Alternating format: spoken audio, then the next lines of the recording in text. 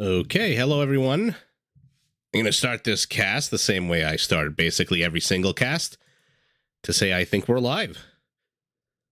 And as always, do let me know in the chat if the mic is too loud, too quiet, too good, too bad. However you hear me, just let me know.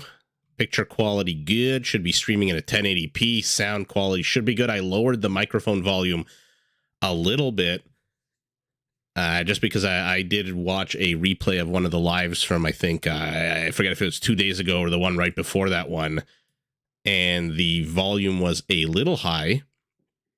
In any event, the mic is good. Thank you so much, Good Times.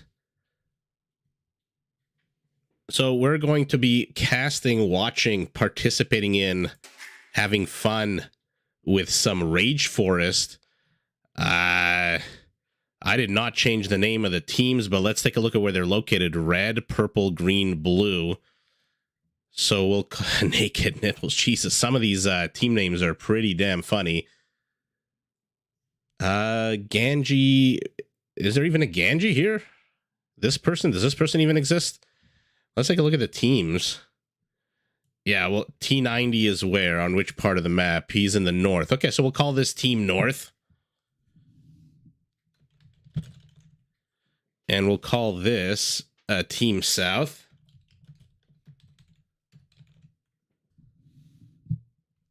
Okay. And let's just get the ball rolling on it and see how these...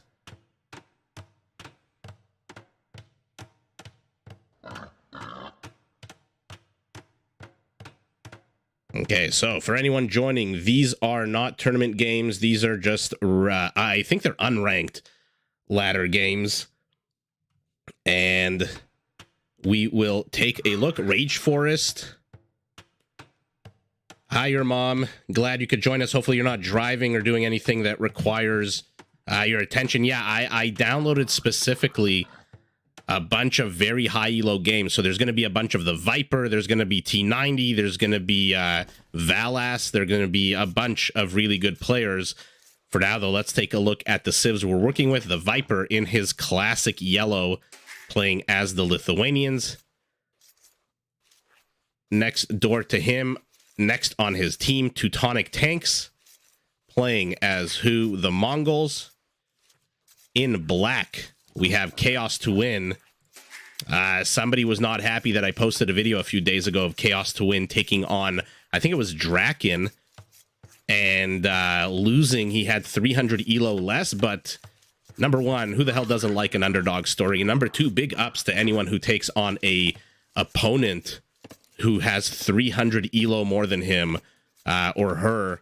So big kudos. I absolutely love when people take risks and people just want, you don't improve by playing players who are weaker than you. And so always fun to watch. In any event, Chaos to Win playing as who? The Spanish. And then the last member on their team, T90, needs absolutely no introduction.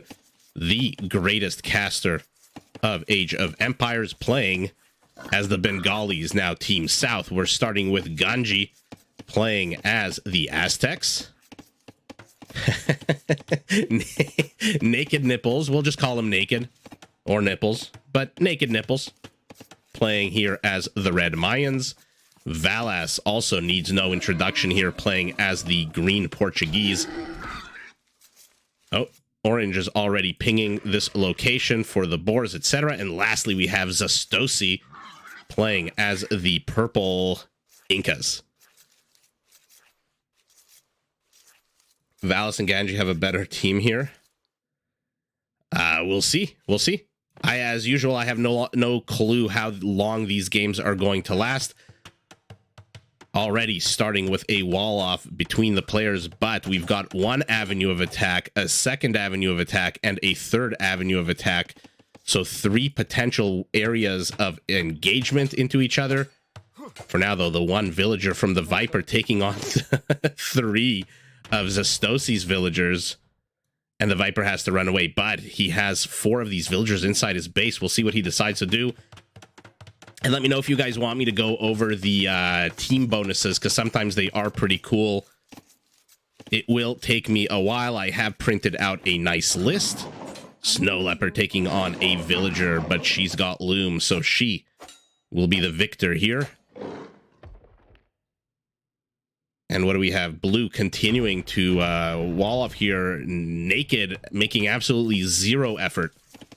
Zero attempt. Now, I don't know these players, some of these players, Elos, I mean, obviously the Viper, T90, Valas, Chaos to Win. I have a video of him from literally 3 days ago, so I know they're Elos, but some players like Naked Zastosi, Teutonic Tanks, I'm not too sure. We can take a look at the capture age internal numbers and see what those are, but for now, doesn't really matter. Good player, bad player. There are enough fun, amazing players here to make this game interesting. The Viper finally managing to wall off his base. Let's see what he's doing. Nothing here for him really except to push some Ibexes. Teutonic Tanks doing the exact same thing, expanding. And if you take a look at the top of their screen, it aggregates their villager count and it aggregates their military count. So for now, all the players kind of just walling themselves off, making themselves comfortable so they can no doubt start booming, start getting out that economic advantage. We'll see if there's any slinging happening. We'll see if there's any trade. Valas luckily has a nice lake in the back of his base with the standard 1, 2, 3 shorefish patch. Another one here, but we'll need to take down what, 1, 2, 3, 4, maybe 5 trees in total so that he can sneak in here with this juicy, I mean, this is 1,000 food of boar alone.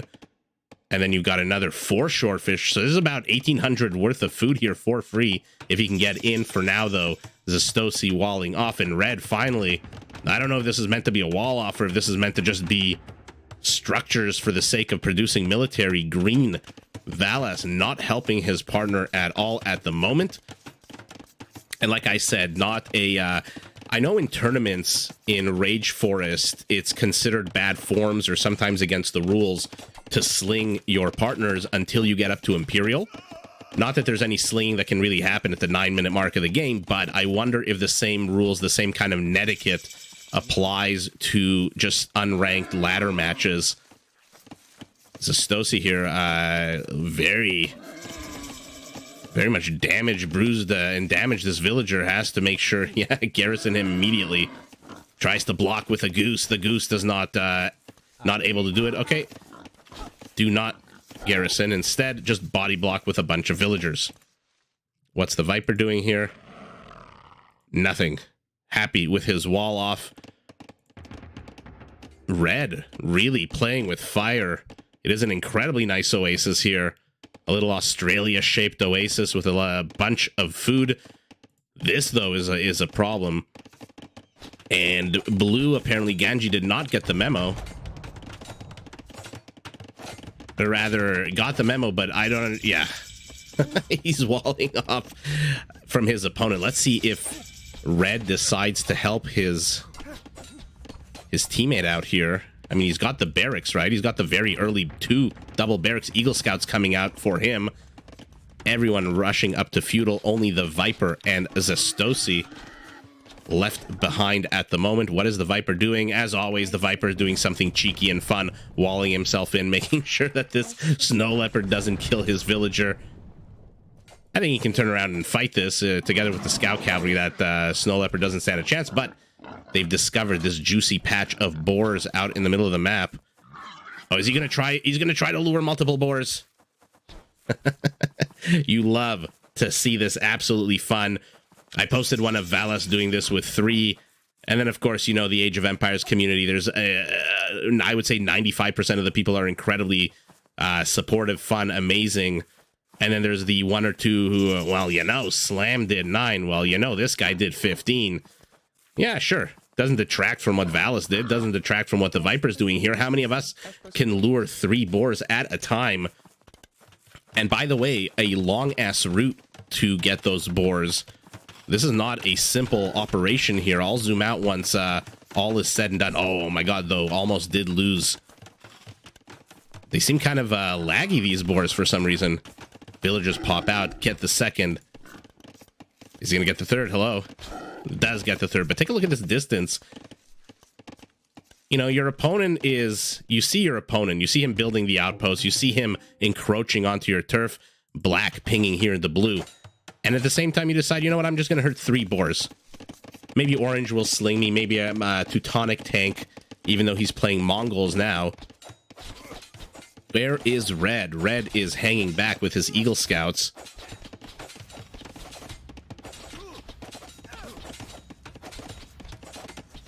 Okay. Teal and black trying to enter the base, but a big juicy market in the way between some stone walls. Is anyone playing Mayans? Yeah, red is playing Mayans. So these walls, remember, as part of the team bonus, are 50% off, I believe. Fantastic bonus to have on Black Forest. Always, it's like, you know, you always kind of want to have somebody playing Chinese, so that your farms are juicier. Oh, the Viper pinging this location. He sees a green castle being built on his border. You died luring 2 boars? Look, you tried. I'm not one of these people that, you know, like I said, the Age of Empires community is 95% great, and then you have got the 5% who can be very, very nasty. You know, you tried. It didn't work last night. It'll work today. It'll work tomorrow. It'll work in a week. And then you'll try 3 and you'll get 3. And then you'll try 6. You'll get 6. That's the way, you know, it's the usual put in the 10,000 hours to become an expert in something. But what you don't want to be is just not trying. You know, just basically saying, oh, I'll never. I was watching a streamer earlier today. I'm not going to say who. They were in the mid elo ranges, I think, from like 1500 to 1800. But they were just so a little bit negative, in my opinion. You know, oh, this I'm never gonna lure this boar. You know, try. Who cares? Who cares if you lose a game? As long as you take a lesson from it, learn something from it. But while I've been blabbing on about nonsense, we've got organ guns entering the Viper's vase. The Viper, the Lithuanian, needing those relics to get the +1 attack per relic on his heavy cavalry units. Does he even have a single monk out? He's got 2 monks in production. And we'll see what he can do here. Not building any kind of military. What is Orange doing to support his neighbor? Nothing. So the Viper a little bit on his own here for the moment. Blue has managed to push back Teal's aggression here, together with some Eagles who are now in the middle of their opponent's base here, getting some incredible scouting off. Although I guess this they played this game on Reveal, or whatever the name of the setting is, where you see everything except for the fog of war. So our red player managing to get a good amount of scouting. Green also now saying, you know what, I see the Viper's got nothing. Instead of trying to dislodge him, and instead of having my organ guns converted, I am just going to push north into this base where obviously nothing is happening because no reinforcements are forthcoming. What is purple doing, though? Purple with the second lowest score in the game. Oh, never mind. Slowly growing. Has managed to wall off the center base. So 3 alleys, 3 avenues of attack have become 2. And now we've got our Aztec siege coming out. Where is red? Continuing. Oh my god, decimated the scouts. Now he's going to decimate these archers. I mean, Eagle Scout's not the strongest, but with the 2 base Pierce armor, will be able to get rid of these archers. Absolutely no problem. And by the way, for anyone joining, this is not a tournament game. This is just a standard unranked ladder game that these 8 players played. And I've got a bunch. I think I've got 7 or 8 Rage Forest games. So we'll see if we can fit them all into one stream, or if we have to, you know, stream again tomorrow. Again, I don't know how long these games are going to last. Viper going where? Can't get this relic just yet, I don't think, right? This is not open. There's a relic here, black rather, pinging. My god, these these organ guns have been running around 3 different bases. Red giving him enough vision to be able to be confident enough to move into the center of Chaos's base here. And now Team Valis, Team Ganji, your mom, you were right. They are ahead in the score right now. Mangonel's moving forward. Red with the supporting Mayan units. What is Teal going to do? What is T90 going to do? For now, he's walling off the eastern part of his base. He's got his castle up. He is the No, that's not his castle. Never mind. What am I talking about? This is Chaos's castle. So a supporting friendly castle here. T90 not yet. Let's take a look at his resources. 266, not close to getting a castle. And here comes Viper's monks. Laying down 4 sniper lines. Let's see if they can cast their spells. For now, no one converting. Oh god, why did he deleted all 5? Does lose 1 organ gun. Not sure why he deleted those 5. Could have killed a bunch of monks. Viper expanding the attack from his opponent from Valas has completely stalled. More villagers coming forward from Valas. And now the battle is shifted here. And a few attack grounds attempted here. Unfortunately, no player has Koreans on their team. I think the Korean team bonus is the one that reduces the Mangonel minimum range from 3 to 1. So that would have been a fantastic bonus to have here. The Bengali team bonus is trade units yield 10% food in addition to gold. If I sound like I'm reading that from a sheet, it is because I am 100% reading it from a sheet. I printed out a sheet of all the team bonuses just so I have a quick reference. ITZ, glad you could join us. Yeah, Viper is stuck at the bottom here, but he's got a wall of monasteries. He's got a bunch of monks, 6 monks, 2 organ guns that he converted from his opponent. And we'll see. Like I said, Valis, oh god, Valis is going monk play himself. But Purple, hello, Purple.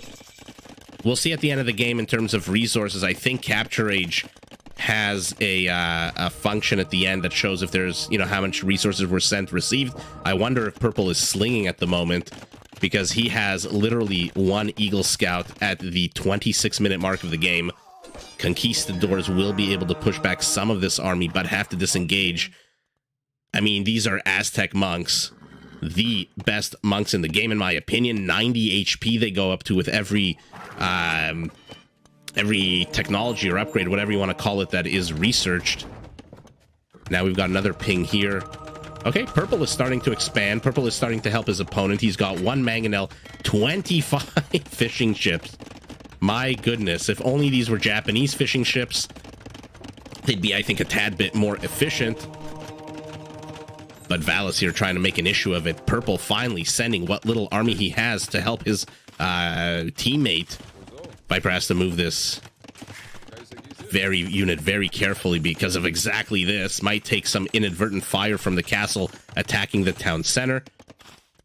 And let's go back to T90's base. Let's see. So he's been able, thanks to his teammate's castle, which is pumping out more and more conquistadors that are getting converted, has been able to stop the aggression from Ganji, has been able to stop the aggression from Nipples. So I mean, we're gonna call him Naked, or maybe Double N. I don't want somebody to join this live stream in the middle of it and all of a sudden hear the caster go Naked Nipples, Naked Nipples. That is not something I want. So we'll call him Double N. We'll call him Naked. Okay, pressure here from Valis. He's managed to bifurcate. He's taken control of this entire area. I think the Viper may have made a mistake here. I mean, he had no choice. He had nothing to fight against the organ guns, but he has completely ceded control of this big, expansive plain, this steppe. And Valis, in that vacuum, has inserted himself, and now we've got Elite Eagle Warriors streaming in. Viper has nothing because, of course, this is a pro game, so absolutely no murder holes for anybody. It looks like your mom was right. Yeah, I'm going to call him Nippy. Okay, so Nippy here, building a very forward castle. What is he adding to the mix here? Some pikemen, a treb, 3 plumed archers only. But this is very problematic. Has the Viper no relics for the Viper? These are +0. So his attempt with his... Oh, God. Oh, if only he could go home. I mean, he could try, right? Why not? He could sneak by this part and then sneak through the north. In any event, like I said, Valis wisely choosing to take complete control of this area. 5-6 Mangudai, 7 are not going to do anything against 13 friggin' monks. T90 now moving forward with Light Cav. Let's see what he's got in terms of military supply. Just Light Cav. And his teammate, 2 conks. Yeah, Team North is in serious trouble here. Oh God, look how quickly these converts are going to go down. Wow. Oh, okay. So first game lasted about 31 minutes. Like I said, I think the Team North here, between the Viper and Teutonic tanks. So I guess he's talking about Panzers? I don't know. In any event, they seeded this entire area for some bizarre reason. No infrastructure here for them. And Valis just inserted himself in the middle of it and then was just able to divide and conquer. Right? I mean, the Lithuanians have 3 Lechi and an organ gun. Where's this organ gun that he converted? So this Viper has effectively been quarantined, has effectively been isolated from his teammates, from the rest of the game. His teammate, rather, is in serious amounts of trouble here. More Trebs coming out for Red. Building 1 in production. Is Blue building Trebs? No, he's sticking to his guns. He's not an Imperial yet, so he cannot build Trebs. The conquistadors that were sent were converted. They joined the Aztec army, no doubt lured by the prospects of gold and, victory.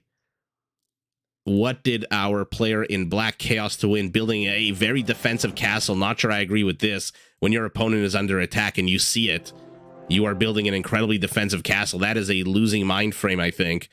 No one you going up the middle here. Okay, so game number 1 goes to Team North. They play together all the time, eh? Yeah, that's okay. So guys, these, by the way, if you take a look, I just looking up the word rage. This is the game we just played right now. I have no clue how long these last, and we're just going to go in order. So sometimes the teams are going to be they're going to make sense. Sometimes you'll see the same players on the same team. Some games were played 4 days ago. Some games were played yesterday. In any event, from blue to teal to yellow, Viper again in yellow as the Japanese. Does he have any water? Yeah, he's got water. So expect the Viper to very much... I'm expecting about 45 fishing ships inserted here if the game lasts that long. Needs to wall this part off immediately, like yesterday. 2 villagers with their crooks moving forward, though. In any event, let's keep looking at the civs. Viper in yellow as the Japanese. King Marv as the Malians in blue. Teutonic tanks back as the Orange Britons. And T90 in his usual teal that he played last game as the Celts. So we're going to call this Team West, because it kind of is, it goes from north to southwest. So let's just do this. And we'll call these guys Team East. And away we go. On the opposing team, they're Gurjaras because of these 2 berry bushes, and it also says it right here at the bottom of our screen. We've got Mununez playing as the black Gurjaras. Nice and tucked away is Valis playing as the green Vietnamese. I mean, look at his base. Look how many resources he's got access to here in the back of his base. Completely secure from any kind of harassment or attack. Best base in Black Forest, I think, goes to Valis here. Yeah, exactly. Fish boom. Like I said, I expect if the Viper can hold on to this part, no fewer than 40 fishing ships in there. Continuing, we've got Ganji yet again with Valis as the purple Aztec. And in red, spawning right across from the Viper. Lucky him. Chaos to Win playing as the red Teutons. Okay. Teutons, Japanese. I'm praying we get to see Teutonic Knights take on Samurai, although Samurai are one of the very few units in the game that can stand toe-to-toe pretty much with the Teutonic Knight in terms of infantry. King Marv also has a nice wide lake where he can fit a bunch of docks in. For now, we've got one area of engagement, a second area of engagement, and then whatever the hell this is. Oh, this is going to be a fun map, I suspect. There's a wolf. We've got 4, 7, 10. 10 boars and what, 3, 4 wolves here? I'm going to zoom out. Sorry to anyone on a smaller screen here, but where do you begin to wall this off? Do you play more defensive and wall your base off here if you're Team West? Do you try to bifurcate it this way with a wall off here and here? I mean, remember, they're playing on Discovered, or I forget what the hell the name of the setting is. It's not, I don't think it's all visible. Is it just Explored? I think it's just Explored, where they can actually see the resources. They just can't see into the fog of war, basically see the entire map. Viper here has managed to wall himself off. His opponent would have done well to continue the pressure, I think, knowing that there's a lake here and knowing that the Viper is playing Japanese. I believe the Japanese have incredibly powerful fishing ships that come with twice the HP, and I think they also what do they do? They fish faster? What's the word I'm lacking? Oh yeah, Josh, it is going to be a lot to keep track of. Hopefully, like, we managed to catch the Viper luring 3 boars, so Viper Beastmaster. So we'll see. Hopefully my my mouse is in the right place at the right time. I'm trying to keep an eye on the minimap as much as I can. Team East playing defensive wall off here, choosing to cede this entire area of the map to their opponents. Blue and green have huge bases. Yeah, blue especially. But the one negative about blue's base is that he's got this corridor, this alley here of land that leads to this big contested area, whereas green is just nice and secure. I mean, this might be, if not the best, then one of the best starting positions I've ever seen on Black Forest. This is just incredible how much room he has to boom and to expand. We'll see what he does with his Valis, an amazing player. And yeah, here come the Japanese fishing ships. Look at that HP, 120 to the usual 60. Not that I expect the HP to play any kind of role in this, but it is the faster work rate that I'm more interested in. And the Viper, you know, if anyone knows this game, it's the Viper. And so he's going to know exactly. I don't know if they pick civilizations. I don't know if they randomly, if they do randoms as part of the mystique of ladder games. You don't know exactly what the hell is going on. Somebody asked me when I posted my video today at 3 p.m., or I guess 3 p.m. Eastern time, somebody asked me, like, why did both players decide to go camels? And I said, I have no clue. In ranked ladder, the players just try out different strategies. They sometimes have, an agreement between them that, okay, you're going to go camels, I'm going to go camels. In any event, the game was incredibly fun. If you haven't watched it yet, please do check it out. Like, subscribe. I am literally, I think, 15 subscribers away from 1,000. So if anyone in your family, any of your friends do like Age of Empires, please do have them subscribe.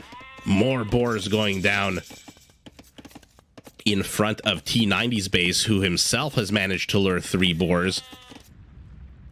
Is the Viper going to lure boars here? Well, let's put it like this. If the Viper can lure these 7 boars, or rather these 6 boars, I accidentally counted the wolf as a boar. If he can lure these 6 boars at the same time from here all the way here, that would be pretty damn impressive. For now, though, both teams seem to be ceding control of this entire area. Blue walling off very defensively. Orange here with the lowest score in the game at this point needs to wall off something. He is busy pinging Not too sure why. T90 also needs to help out, I think, with the walling of the center, but also Team East has walled off very defensively. Take a look at Chaos to Win's wall off here to the south, and take a look at Menunez's wall off here. So no player is staking a claim to this piece of land. This is a lot of real estate where you can build a lot of infrastructure and just plant a flag and be a pain in the ass to your opponents. Everyone up to feudal except for Chaos to Win. And the reason our orange player has the lowest score, although now he doesn't have it any longer, take a look at his resources at the bottom of our screen. He is basically up to castle. He's got the market. Does he have the secondary structure? Let's see. Sorry, there was a bit of a weird sound, like something's on fire. I'm not too sure what. No, he does not have the structures just yet. Although, no, yeah, he does. He's going up the castle. Okay. And let's see, an Eagle Scout prodding here. The Viper continuing to make fishing ships. And we're setting ourselves up here for a bit of an engage. What is this? A siege workshop out of our green Vietnamese player. But will it be spotted by this outpost? Does it have the vision, the upgrades needed to spot what the hell is going on to the immediate east of his base? This Eagle Scout continuing to poke and prod at Teutonic tanks. Very aggressive. You know what? I shouldn't say Teutonic tank wasn't walling off. Take a look. He is the... Actually, I retract my statement completely. He is the most aggressively walling player in the game at this point. Look how far. He is the only one who has managed to establish any kind of control over the center position. The Viper pinging his friend King Marv. Hey, buddy, you've got Valis' scout here. Might want to exercise a bit of caution. Might want to take that unit out. But does King Marv have any military? Yes, he does. He has a fire galley now. If only that fire galley could grow legs, crawl across the grass, and kill this scout, it would be very useful. For now, not useful at all. Chunky armored elephants are coming out. These palisades stand no chance. Is anyone human? No, so these are just basic palisade walls. No extra HP for them. And now, Black has managed to insert himself into T90's base. T90 desperately doing a secondary wall off here. But these mangonels will be able to get those houses while that elephant attacks the wall. Take a look at how much damage they do. They're so quick. I really am curious how the new upgrade, the patch, is going to impact the use of these elephants. I remember, I think someone pointed out that they're meant to kind of stabilize the difference between these siege elephants and battering rams. We'll see if that ends up being the case. The galley has to be a meme. I mean, you'd like to think so. What the hell is he doing? What is this doing? Okay, I said the Viper would have 40 fishing ships, but no, King Marv with the Malians. Oh, the Viper, yeah, I'm surprised he has so few. How many is this? Only 15. Okay, 25 more to go. The Viper pinging us over here. He wants a wall. T90 accommodates, but T90... with his 2 mangonels is in some serious trouble here. These chunky elephants will be able to take a few attack grounds and die. The problem is the camel and the mangonel together are going to kill whatever the hell T90 has. The good news for him is there is no real major push in terms of structures. There's no big follow-up. There's no castle that's being built here. The Viper still in feudal, just now clicking up to castle age. Another town center going up. He must be slinging, right? I mean, Teutonic tanks here had with 4 town centers. Remember, he is Britain's, so those town centers do cost less wood. I don't see a single military unit for him. His palisade still standing strong against this one eagle, but all of the action of the game is now firmly in this part of the map. Valis managing to kill a mangonel. We'll see if T90 catches him here. Does respond. And now we've got a battle of micro. Unfortunately for T90, his last mangonel bites the dust. Let's see if he produces another one, that, or rather where the ones he's producing is going to come out of. He's doing an amazing job as T90 getting rid of these siege elephants. Needs to keep these guys in motion. But more and more units streaming, and now, as I said, the push is coming. Red also seems like he's interested in starting to push here against the Viper's eastern frontier. An incredibly defensive siege workshop. What the... T90, build a gate, please. Or at least delete one of these. Did he leave one open? Yeah, he left one open. Okay. Not his first time at this rodeo. Good luck to this town center trying to take down this elephant. But T90 is in serious trouble right now. One military unit. The mangonel that's here. The mangonel that's here. His opponents, though, are pushing in. We've got a monastery barracks. Monks are coming out for our black... what is he playing again? Gurjara. I forget that you can look at the bottom left of your screen. You can look at the bottom right of your screen. There's a lot of places that give you the same information. That's what makes Capture Age such a fun tool. Viper hitting castle. Viper plopping down a castle of his own. I knew 2 wouldn't be... I knew he wouldn't stick on 2. He's up to 21. So he's halfway up to the 40 that I thought he would have. But this is the real problem here for Team West. T90 is just losing way too many mangonels. He has stopped building them entirely.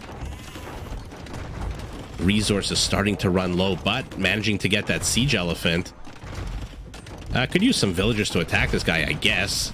Loses his last mangonel, another one in production. Orange needs to get his butt over here. What is he building? Scout cavalry is the name of the game for our Orange Britain. Okay, at least in 35 seconds, it's going to be a light cab. But T90 here in trouble, continuing to try to repair this, but to what end? To what end are you repairing this? He is out of wood. Oh, no.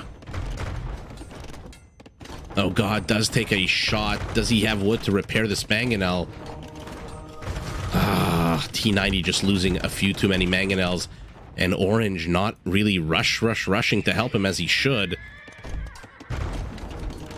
What is the play here? He loses his town center. He is retreating north. Okay, no action here. No action in the center of the map. Orange pinging this wall, saying, get this wall down. Oh, God. Unfortunately, Valis is completely cock-blocked Teutonic Tank from being able to enter T90's base.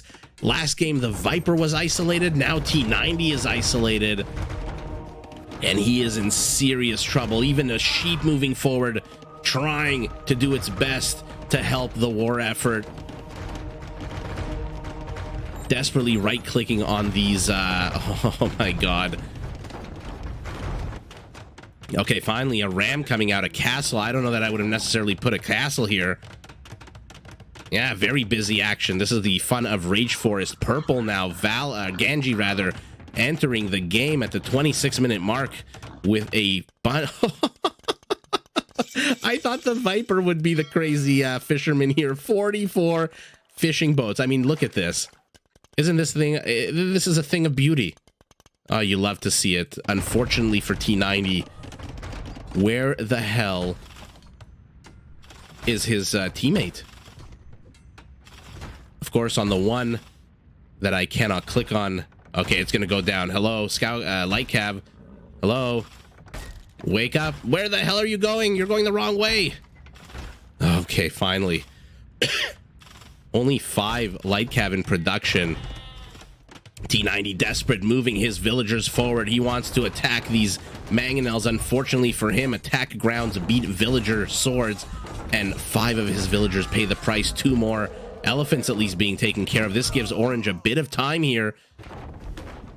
Entering a choke point is not a good idea. Why are you stopping?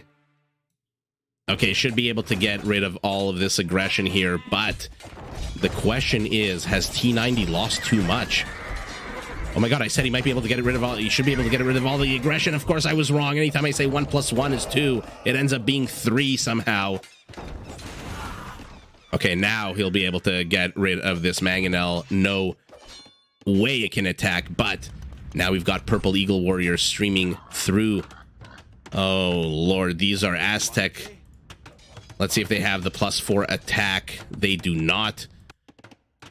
T90 in desperation mode. I hope his teammates are slinging him resources. The Viper in Imperial pumping out trebuchets. Already had 2. 26 is nice. It's not whatever the hell this is. 48 now. We were sitting at 44 before. Ganji with the Elite Eagle Warriors now. And yet again, the Vipers team find itself in a little bit of trouble. But luckily for Teutonic Tanks, what's his name? Mununez is only really building siege elephants. And siege elephants are going to die very quickly to these light cav. And now he's building longbows? And he's tethered them to a battering ram so they walk incredibly slow. What are you, so they're walking in slow motion? Where the hell are they going? You're going to fight Eagle Warriors with longbows. Good luck with that. T90 is dead. We'll see. Hi, Silas. The teams are T90 here to the north. Our orange Teutonic Tanks, King Marvin Blue, and the Viper. And then red, purple, green, and black are Team East. So Team West currently doing, on the cusp, on the verge of elimination. Although I use the word elimination, not really elimination. This is just an unranked ladder game. But Blue finally entering the game. Our Malian, does he have Farimba on these? Yes, he does. These are incredibly dangerous Cavaliers. With their Farimba upgrade, they do actually have a higher base attack than Paladins, although they do lack, of course, the extra HP you get from Paladins. Orange choosing to help Blue fight the center, but who the hell is saving T90? T90 literally has nothing, was not even able to sneak out a villager. The Viper making a little bit of progress here, has managed to push himself in about an inch into his opponent's base. Oh, Malian cavalry, so powerful, or rather Cavaliers, but we'll see if these Eagle Warriors, these are Aztecs, he needs to get that +4 attack ASAP if he wants to take on these Farimba Cavaliers. Let's take a look at the fight here. Who wins here? Yeah, we know who wins. Take a look at the HP, 2,600 to 300. We know exactly who wins this fight. Now pivot north and go save your teammate, for God's sake. Oh, it's adorable that T90 thinks with these palisades, one of which is not even being built, that he can withstand these siege elephants. Pivot north, pivot north. Yes, orange pinging this location. Shrevamshas are out. Okay, he must have seen the massive amount of longbows, 3 of them in total. Again, orange tying his units to the battering ram. Oh, why are you doing that? Look how slow they're moving. Eldorado.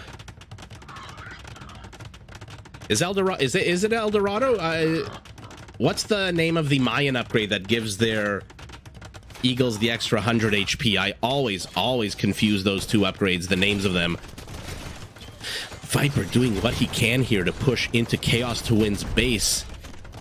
But the question is, again, what the hell are they going to do to save their partner here? Massing the Malian cavalry is a good start. How many? 52 Cavaliers, orange pinging up here. Oh, forget that. Garrison your units. You have to save T90. You have to have him. Yeah. Oh, he's dead. Now that chakrams are out? Yeah, Eldorado is the Mayan upgrade, right? What's the name of the Aztec upgrade? One sec, I should have it right here. Garland Wars is the Aztec upgrade that adds +4 to their attack. Who the hell's getting Siege Onager? Our Aztec player. I wonder what they're going to do. Red is effectively dead as well. Let's take a look at his stats. Although, no, 105 villagers. He's not dead at all. He's got no army, though, and the Viper destroying these Eagle Warriors. But again, the real story is here. T90, oh, just a split second too slow, and now these villagers are absolutely dead. He's got 6 villagers. There's only 3 here. Where are the other 3? They must be hiding somewhere. Oh, no, they're out in the open. The Chakram is going to get that one. Oh no, T90 walling himself off, but a mangonel, or rather a, yeah, this is not a mangonel, this is an onager. Let's see what that manages to do. Mali and Cavaliers streaming everywhere except the one place where they should be. Where the hell are they, by the way? 52 of them. Oh god, they're just hanging out here in the center. And now T90 is unfortunately dead. So first to bite the dust is the great caster T90. But will the Viper, will King Marv, and will Teutonic Tanks be able to avenge him? The question is, what will Red be able to contribute to his team? Because if he dies, it's basically become a 3-on-3 game. More Shravamshas, more villagers streaming into T90's former base. Okay. Team West decides to call it. Yeah, I mean, take a look. T90 wasn't even able to mine all of his resources. There's 7,000 gold here. 2,500 stone. Plus just the map control, right? So overall, yeah, RIP T89. Wow, what a fun game. I initially thought that Orange here was being a bit too defensive. I didn't notice that he had completely aggressively walled off his opponent, but he just was not supporting T90. T90 was basically getting... I'm trying to think of a nice, polite PG-13 term for a gangbang, but 2-on-1 over here. What do we have? A trade cart? Where is your market? Up here. T90 bearing the brunt of the Aztec Gurjara combo, rather than, what am I saying? The Aztec Vietnamese combo, which completely swarmed over his base. Wow, what a fun, absolute game. But this is unfortunate. You know, you've got, what, 45 Cavaliers that attack on a 19, by the way. Instead of moving south here to engage, I don't know if they thought they would distract their opponents or what, but they should have moved east. They should have tried to stop T90. T90 should have sent a villager or two westward. I don't know if that's like a thing that pros do or not, but back in the day, I would definitely have sent a villager to my... you know, Red's not doing it either. I don't know if he's just super cocky that he can hold here. I mean, siege onagers from our Aztec against heavy cavalry from our Japanese castles. I mean, this is enough siege, I think. Siege onagers, 9 of them to take out this castle. He'll lose, what, half of them? But yeah, orange and blue just did not pivot north quick enough. T90 ends up biting the dust, and with him go the aspirations of his team. Let's move on to the next game and see how that looks. So we've done the second one. Now let's do... Oh, God, we've got Nippy back. He's back. Oh, God, look at this map. Take a look at the mini-map. This is going to be a messy, messy game. For now, though, we've got black, teal, blue, and yellow. Black, teal, blue, and yellow. So Team North again. King Marv playing as the Blue Bohemians joins... none other than the Viper in his standard yellow, playing as the Vikings. Okay, a good sift for him. Saracens as the played by Menunez in black, and T90 again in teal, playing the Khmer, the Khmer, however you want to pronounce it. So we'll call this yet again Team North. Sorry, guys, you get to hear me type on my keyboard.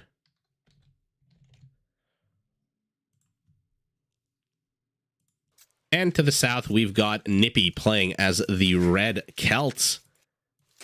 We've got Teutonic Tanks playing as the Turks. Chaos to Win as the Vietnamese.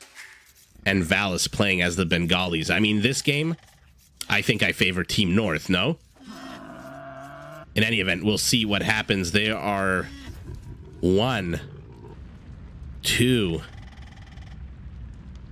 Oh, God, and this Mununez, I don't even know how you begin to wall this off. I mean, obviously you wall here. And then what do you do with this entire giant chunk of the map? Do you just leave it open? I don't know. In any event, there is a crocodile staying a while.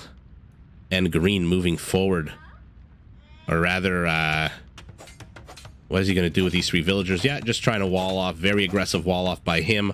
Wants control of all these ibexes. Wants his gold to be unattacked by his opponents. Okay, T90 walling off aggressively as well. Not really defensive wall off, but again... Okay, now that this part is walled off, actually, what will Menunez do? I don't see any of his villagers going forward. I hope T90 has a neighbor here who can assist him when the military stage of the game starts. Purple pinging here. He wants these juicy rhinos. Remember, I think they come with more food than the average 350 wild boar. They come with 400, so very important to take them. Okay, finally a villager coming out. Does not have loom? I hope this villager does not run into any crocodiles, or else it is going to go very bad for her. Oh no, especially if she keeps moving west. Okay, does skirt this crocodile for now. Goes unnoticed. Very lucky here for our loomless Menunez, who is using the stone as part of his wall off. But again, how are you going to wall off here? Is he going to be defensive or is he going to be aggressive? T90 continuing to wall off. He does not want to suffer the same fate he suffered the last 2 games. Viper finds himself in a slinging position this time in a nice center safe part of the map, but take a look at how exposed this part of Team North's base is, their settlement area, whereas Team South, I feel like, is very constrained and constricted, like a can of sardines. Look how closed off their map is. I mean, there's a big chunk here, but look at this. This is not a lot of space here for Teutonic tanks to expand, and red, I mean, not a lot of space for him, for Nippy to expand either. He's basically got this part and a little bit here in the back. T90, though, does have a juicy area of expansion here, and he will see, again, because it is on explored, will see the rhinos. Brian, it is Rage Forest. Glad you could join us. We are on game number 3. There are no real teams. This is just an unranked ladder games, so the teams are switching. It just happens that, you know, for example, T90 and the Viper are on the same team. It just happened to be like that. There's no real team here. It's not a tournament. It's not Nations Cup, for example, or something like that. Continuing to kill these poor water buffaloes is the Viper. Chaos to win. Ganji is not in this game, for example, but he was in the game last time. Okay. Bit of a battle here.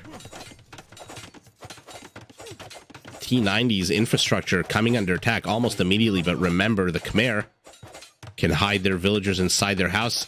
They do not heal, apparently. I recently saw a Reddit thread that when you garrison your villagers inside the house, people have run simulations on the editor, or whatever the name of the part of the game is, where you can create your own campaign content. 3 boar is lured by Valis, because of course Valis, the Beastmaster, the first short I ever created on my channel was exactly that. But somebody ran, I guess, a bunch of different games, and the villagers never healed when they were inside the house. I don't know why Black is pinging here, reminding T90 to take his ox, his water buffalo. Okay, very defensive wall off here by Teutonic tanks. Not sure I like this. Basically leaves this entire corridor for your opponents. No? I don't like that at all. I think he should have maybe walled off a little bit more aggressively. In any event, let's see what the players are doing. Everyone still in Dark Age. 2 players on each team going up to Feudal. Villager count in favor of Team South. But a scout, I don't know why he's exploring his the base of his opponent. Or no, what am I saying? This is not his opponent. Sorry, guys. Team North, Team South threw me off. In my brain, I thought for some reason Team West, Team East. But yeah, so this scout cavalry actually getting a lot of good vision. Alligator joins the fight, but gets walled off by Nippy and is now no longer a threat to any villager. Can do nothing. God, look how menacing this thing looks. can do nothing but stand here and watch as T90 tries to save his villager. I don't know why I didn't just delete this palisade and run away. Okay, let's zoom out. Let's take a look at our players' positions now that more and more of them are entering Feudal Age. T90 expanding backwards to the side of his base. Lots and lots of resources all clumped up together. Great positioning for town center placements, by the way.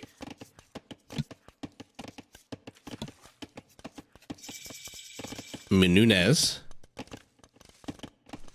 going up to castle. Okay. Quick castle for our Saracen in black. I've been reading up, by the way, about the Saracen market bonus and the various strategies. I think the guy who developed it originally, something like 20 or 15 or whatever years ago, made a whole complicated blog post that I was trying to follow. Very statistical, very reminds me of one of those tables that insurance companies use, you know, like actuaries, and absolutely confusing the hell out of me in any event. I absolutely think it is a very much underused civilization and an underused bonus in deathmatch games back in the 90s and early 2000s when everyone was playing Franks. The Saracens were naturally a good civ to choose because, oh no, is this the same croc?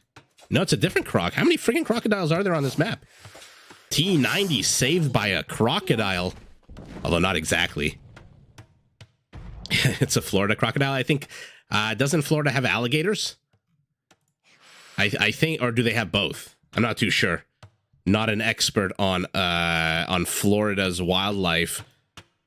Although my brother once, one of his ex-girlfriends or something went jogging in Florida, and she just disappeared for like 3 hours or so while jogging in the Everglades, or in a park near the Everglades, something around like marshland, and she was gone for 3 hours and he thought she was eaten by an alligator or a crocodile. Turns out her cell phone battery just died, and she shows up and just like, oh, what's all the fuss about?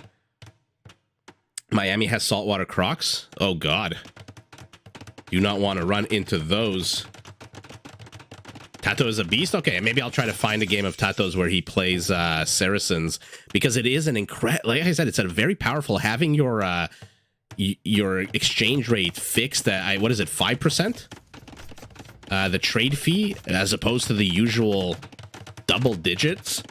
Huge difference, easily abusable. Your mom, I think that's because of the definitive edition. Yellow, the Viper, pinging here saying, why are you walling me in? We are on the same team. Open this up ASAP. But yeah, I've seen the difference between the HD version and, you know, I'm not even going to talk about the version I played growing up, but the DE, the definitive edition version, is just absolutely stunning. This game is so beautiful.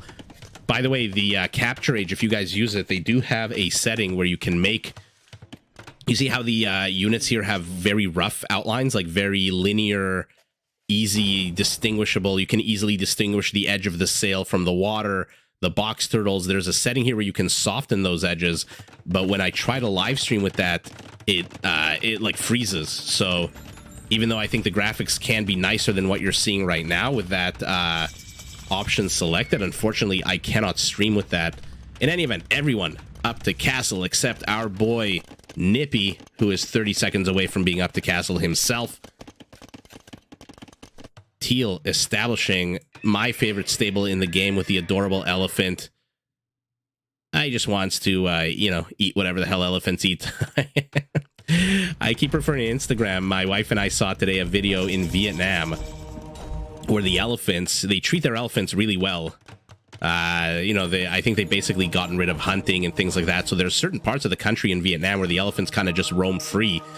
And they know, they're so smart that they actually know when a shipment, a truck full of sugarcane is scheduled to cross a certain road that, you know, I guess goes across their elephant sanctuary or their preserve, wherever they live. And then the elephants ambush those trucks. They basically just see the truck coming. They go into the middle of the road. They just stand there. like these guys, just stand there, and then the truck has no choice but to stop, and then the elephant starts teething the freaking sugarcane and just starts eating the sugarcane until it's full, and then just like fucks off. It like wanders off. Incredibly intelligent animal. Incredibly fun to see the addition of them into DE, especially with these amazing graphics. Look how pretty that looks. In any event, I am going to shut up about Instagram. Let's take a look at the positioning now that everyone is in Castle Age.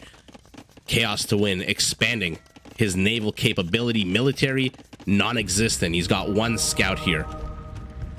Orange, his teammate Teutonic Knights, also literally building 4 Janissaries out of which castle? Where is Orange's castle? I'm not too sure where his castle is. In any event, would do well maybe to come home a bit quicker. There it is. I thought that was red on the mini-map. It is supposed to be an incredible memory, and if you can, just go to Google and see that they can actually paint. They give them a little brush, and they paint pictures. It's absolutely incredible, the age we live in. I can't even begin to imagine having been born like 150, 200 years ago and not having access to videos. I mean, obviously, it's knowledge that I can't you know, what can you do with the knowledge of an elephant painting? Except maybe plan a trip to Vietnam and see it in person. That would be pretty cool. But I'm glad we all live in an age where we can play video games and have cell phones, etc., etc. What is happening here? Green has surrounded King Marv. While I've been blabbing on about elephants and paintings and nonsense like that, King Marv has no army to speak of. 3 villagers and a mangonel and a dream. Would do well to maybe use some of these villagers. 10 of them idle, doing jack nothing. Oh, they use echolocation? Like bats? I did not know that. That's pretty freaking cool as well. Team South moving north into T90's territory. We've got a galley here pointed perhaps the wrong way, maybe pointed south, try to attack some of these villagers, some of these Janissaries, although would probably end up losing it to the converted Janissaries. Or rather, Janissaries, period. We've got another incursion to the north here, and now Team North is in serious trouble. What is the Viper doing to help? He is building light cav, but Valis yet again stymieing his opponent's attempts here. Has to repair, but also has to be very careful not to place his villager so that it opens the gate. Monks turn around, shoo the Viper away, and this is where he was talking about to his friend here, to King Marv. Why the hell did you build a wall here? But the wall is gone. The Viper is moving south. This is a lot of light cav for our Viking players. 16 in the production tab. Mununez pinging over here, not too sure why. Oh, what a horribly placed castle for T90. Basically loses half of half of this lake here. This is like the border between Canada and the US with the Great Lakes, except there are no more castles left here. A few forts maybe. Yeah, blue is dead unless Viper gets his ass over here. Where is the Viper going? He's going south. I mean, not a bad play. Your opponent is going siege, elephants, and monks.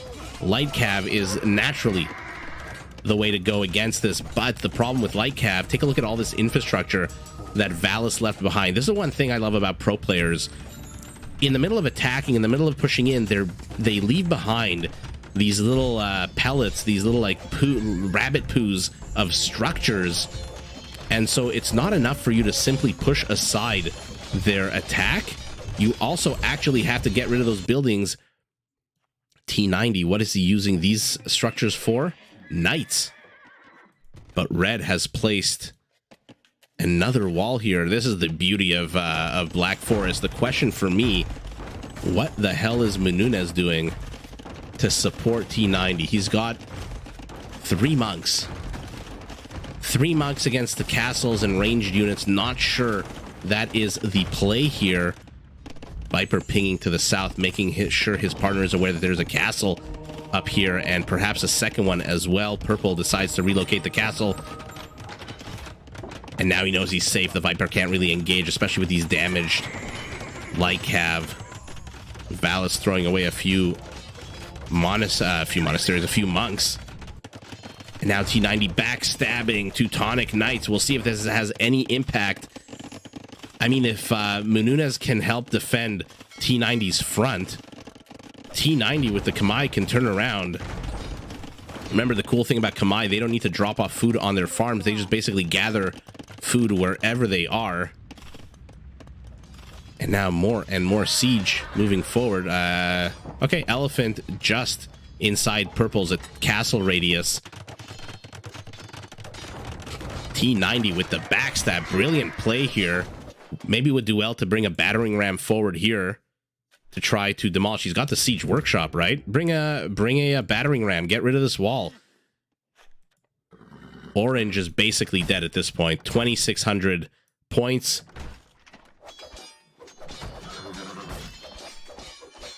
Erkaya, that's absolutely right, and that's the perfect way to phrase it, actually. They remove the defender's advantage. The biggest, or one of the biggest defender's advantage, being able to resupply your army quicker than your opponent.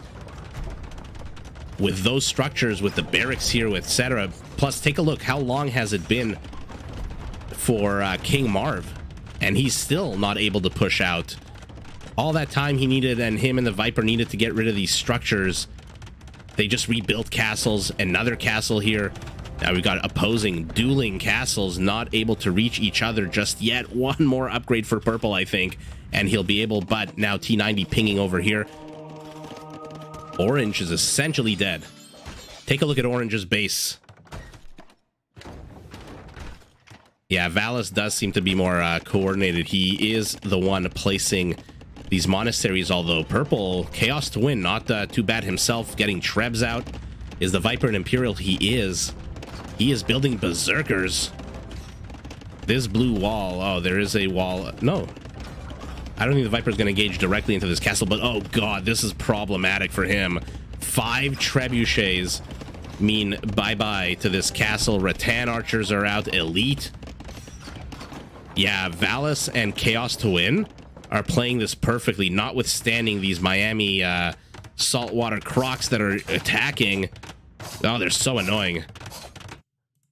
Okay, Orange, with Red's help, has returned to his base, or will be returning to his base, with his villagers any moment now.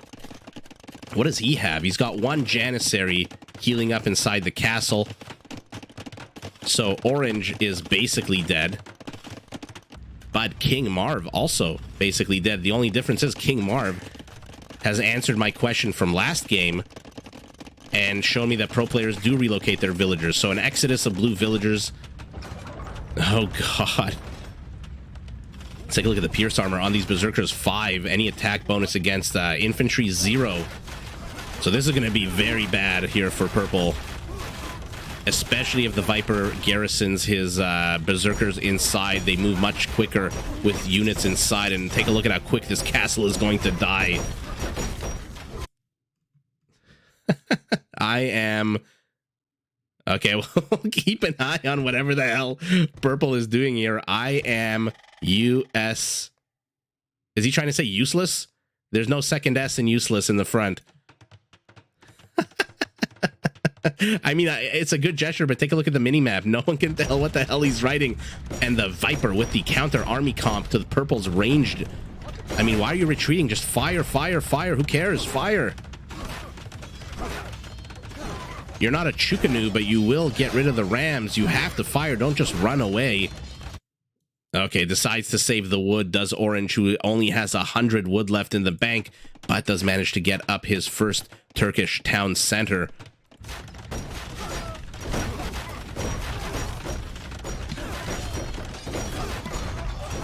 And let's see what happens here. The Viper pushing in, I think we'll end up losing a lot of this army.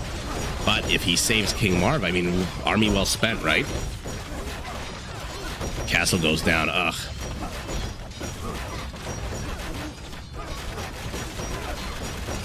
Viper here, not enough gas left in the tank to do any more damage. I don't think this 1 siege ram. Oh, there are 2 more here. But 2 castles. Yeah, running away with his Trebs is Chaos to win.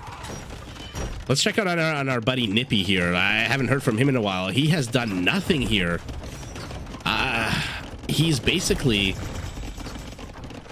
stalemated the game, I think, by not being aggressive enough. I mean, he has no teammate support. Yeah, I was gonna say, why are you attacking the wall when you have onagers that can just clear the forest for you to the side? But finally does manage to get T90's castle. Would do well to get into here, but not like this. Not like this, Nipples. No. Does manage to save his opponent, but T90 with the castle place. I mean, he did see this, so he does have the vision. And let's see the Viper now. Swarming with these elite berserkers, attacking on an 18 Pierce Armor of 5. Yeah, those rams are incredibly scary, especially if they're filled with freaking berserkers with 5 Pierce Armor against your Rattan Archer that does only 11 damage. Remember, the berserkers do regenerate, although sending them in one at a time to die, not exactly the best use for them. But these freaking siege rams out of the Viper continuing to pump out the army comp that should be able to dislodge his opponent. Unfortunately for him, oh baby, we've got elite battle elephants here. 320 HP for Valis, not the stoner Vietnamese elephants of 420, but 320 should do. What is he doing here? I am useless. Oh, why are you actually writing it out? No one can see it. Look at the mini-map. No one can actually see what the hell you're typing in any event. Orange here has, I guess, completely checked out of the game, despite the fact that he's building a bunch of town center. Viper is very much steamrolling here, but has to temporarily retreat. These elephants are going to be way too much for him. Berserkers are good. They are, I mean, the battle elephants attack on an 18 as well, so same attack. Let's take a look at melee armor, 5 to 2, but HP 320 to 74. Literally, what is that, 4.5 times the HP on a battle elephant? And now King Marv is the one who will probably be shitting his pants once he sees with his vision a bunch of elephants appear out of the fog. Let's keep an eye out. Let's see exactly when they show up. Any day now. No. They move south. Oh my god, this is a shit ton of elephants. Okay, King Marv is in trouble, however, has set himself up nicely here with this Bohemian economy. I am useless, continuing to do the most useless thing he possibly could do, which is build a bunch of palisades that spell out I am useless. Let's look at T90. What the hell happened to this castle? Oh, sorry, the champions happened to this castle. Okay, Saracen champions for the win at the moment, but I have to be careful. Let's see if Nippy does some good attack rounds. First attack round is fantastic. Second one gets only 2, just a tip for him. Okay, has to retreat. Are there any Mamelukes coming out from our Saracen? No, I love to see them. One of my, if not the favorite unit of mine in the game. Yeah, this is a buttload of elephants backed by Rattan Archers. I mean, the Rattan Archers should be in a forward position defending these guys. You never know if your opponent's going to go monk. Our Bohemian player is wisely choosing to build barracks. Remember, 1 second, I think it's Bohemians. Their Spearman line units do extra bonus damage, so 25% more bonus damage to their pikemen, etc. The question is, will he even have time to use this bonus? T90 being pushed here. Two-handed swordsman with literally no attack upgrades, taking on champions with some attack upgrades. We know how that ends. And again, we've got a tap out at... Okay, this one's at the... Never mind, it's at the 42-minute mark of the game. This was the game changer in the north. These elephants. I mean, the Viper did as best as he could. Absolutely the best as he could. Manage to push his opponent back all the way to the edge of King Marv's map. But enter stage left for the elephants of Valis. And even though they're not the 420 HP Vietnamese elephants, they are 320 HP tanky elite battle elephants. Viper, nothing left in the tank. What are his resources? Oh, he's got a bunch of resources, but trash resources. So any kind of infantry response to these elephants will be immediately cut down by 63 Rattan Archers with 80 kills already racked up. And this 5 Trebs. T90 not able to get the damage he wanted out of this side expansion. I mean, beautiful play by him to try to do a bit of a sneaky backwards attack here. Did manage to completely dislodge Orange, but Red somehow completely, like I said in the beginning, not a lot of room. Take a look at the mini-map. This is like a solid block of red, not a lot of room to expand anywhere. Did manage to accomplish a tiny bit, but I am, how do I put this? A little surprised that Nippy didn't push in a bit more. I mean, he's basically been on this hill. He's basically been here for the entirety of the game, for the last, what, 25 minutes of the game? You're telling me you can't push into your opponent with onagers, etc.? And this, though, this might take the cake here. I am, first of all, he's gonna cockblock whoever wants to get this relic, a teammate of his. Number two, first he spelled useless wrong, then he redid it. And is there even a villager here? Yeah, she's right here. Ugh, what a useless endeavor. So Teutonic Tanks proves himself right by typing out I am useless using palisade walls. Yeah, TZ, that's exactly what happened. The Viper could have continued his push if King Marv had some kind of army instead of just an armored elephant, a monk, and a dream here in the back of his base. What was he building? These barracks too little, too late for our blue Bohemian. Although, remember, had he been able to get out spearman line units, they do deal 25% more damage, bonus damage. So they would have been absolutely deadly and absolutely necessary against these elephants. In any event, game number 3 is over. Let's take a look at one more, maybe, or two more. Let's see what we're working with here. Okay, Ganji's back. And by the way, I think when I do something like this, oh no, it doesn't show the player's elos. Never mind. Okay, we're on to game number 4. For anyone joining, anyone who doesn't know what's going on right now, very confused, dazed and confused, these are unranked ladder match games where the players just formed into teams, random teams of 4-on-4. I mean, it's called Rage Forest. It's more just regular Black Forest, to be honest. I don't really know what the immediate discernible difference is between this map and a standard Black Forest map. In this case, we've got a few less avenues of attack and a lot less contested land. Look at this. There's 1, 2, 3, 4, 5 entryways, all of them narrow. Right? I mean, you can call this potentially contested. We'll see what the players decide to make of that.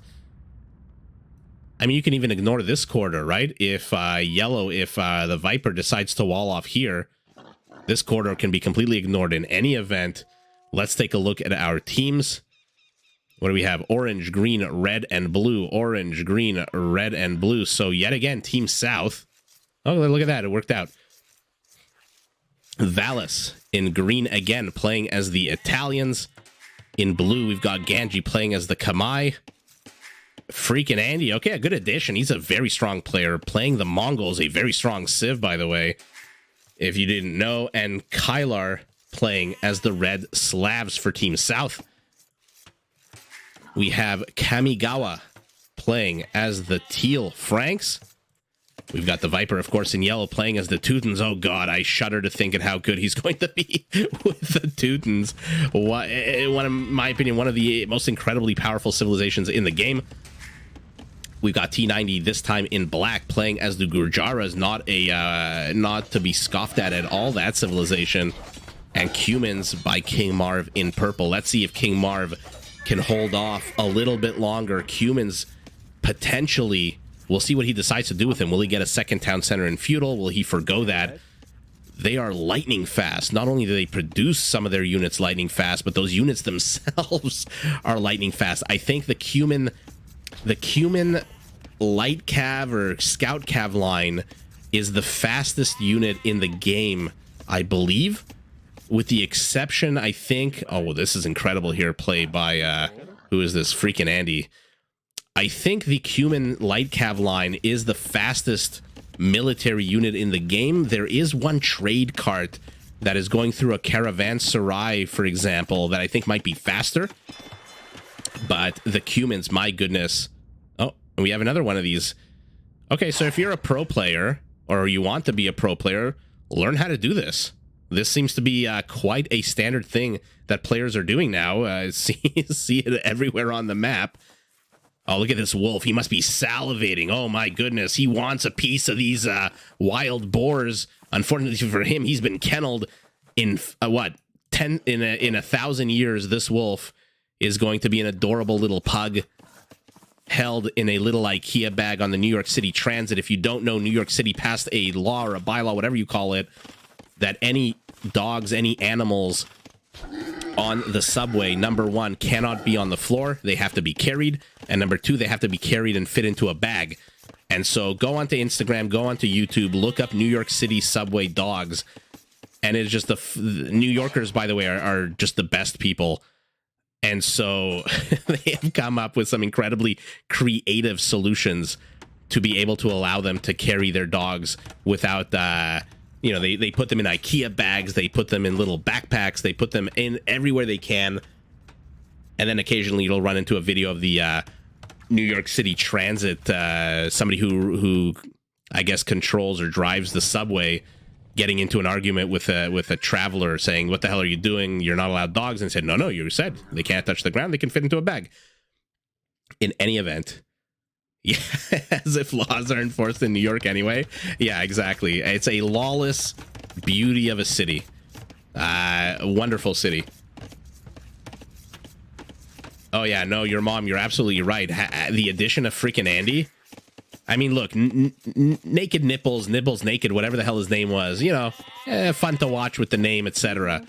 But freaking Andy is a freaking beast. So the addition of him to this team, I don't know who Kylar is. For now, though, he has managed to wall a medium level, not aggressive, not defensive here with Kamigawa. And he's moving villagers to the north to wall off here, but the Viper might have something to say about that. So far, he's proving himself to be quite capable. Lowest score in the game, but not by far. Villager count 21, same as just a little bit less than everyone else. So I mean, obviously he's got to focus on these walls, etc. We'll see. But yeah, the addition of freaking Andy, yeah, that's going to be very, very difficult for our Team North. Anyone in Feudal? Absolutely not. Team North, 3 players going up to Feudal only. As we were singing his praises, freaking Andy is on his way up. I like these wall-offs by blue and green. Very aggressively placed. A random house. I think he wanted to build a secondary wall-off, but not really capable of doing it. Where is his closest villager? Nowhere to be found. So if that wall comes under attack, if that palisade starts taking damage, going to be very difficult for him to defend. Freaking Andy hitting Feudal first with the high score. Scout cavalry running Viper's villagers ragged here. They're going left, they're going right. At the end of the day, it doesn't really matter because Kylar wanted to wall this area off. Oh, deletes this. Why? So he can move in. What is he doing? This is very interesting. Building random palisades here, making sure that Viper cannot fully wall off his own base. Brilliant. Remember, you can always delete your palisades. You can always delete your walls. Your opponent cannot. A transport out of King Marv, our Cumin, brings in a few purple villagers. We'll see if Valis managed to see it. For now, no real response out of him. Still just has his one scout cavalry that's really about to die. Oh god, what a sour engage here by him. I thought I saw something on the minimap, but it's just this ice looks a little gray. I was like, why is there smoke on the minimap? But nope, it's just this ice patch. And now blue has to bring a value. Oh my god, is he gonna he's gonna wall King Marvin here? Oh man. The funny shit you see on 4-on-4s, huh? And now purple walling in green. The question is, to what end? Blue pinging. Oh my god. King Marv taking the fight to his opponent. Literally fire galleys. Oh my god. He thinks we're playing Four Lakes here, does King Marv. Brilliant play. Finally, I was going to say at some point I was hoping to see some feudal age aggression as opposed to just, building up the castle and me having to wait until Castle Age to see a bunch of people and not people, units dying. Blue yet again pinging over here a second dock. First fire galley almost out for our purple Cumin, who has now basically rendered Valis isolated from his opponents. But Ganji with his own fire ships. Valis joining in. This is teamwork. Makes the dream work. We've got green building a dock here. Yeah, in the Vipers. Oh, the Viper is not going to take too kindly to this at all. This is his lake. He wants to put his 35 fishing ships in there. And now we've got full-on water wars here. Not something you see every day on a map like Black Forest. But Ganji here outnumbering our Cumin 3-1 in terms of fire ships. What is he doing? Why is he attacking a palisade? Or is he attacking the villager? I can't tell what the hell he's attacking here. Not the villager. Slowly attacking this palisade. But remember, because King Marv is playing Cumins, these palisades get 33% more HP. As do the palisades, by the way, of all of his teammates. So 333 compared to the standard. 1 second. I'm trying to find a quote-unquote standard 250 of his opponents. And now we've got green in the back of black's base. We've got purple in the back of green's base.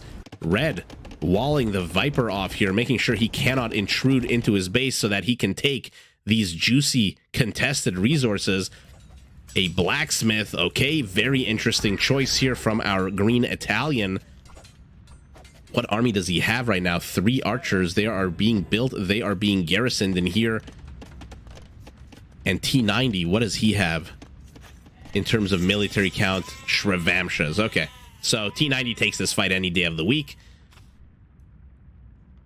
Especially with no murder holes. Alice is disruptive. I mean, he's got no choice. He has to be. His own base is being slightly disrupted here. How the hell did he manage to get into here?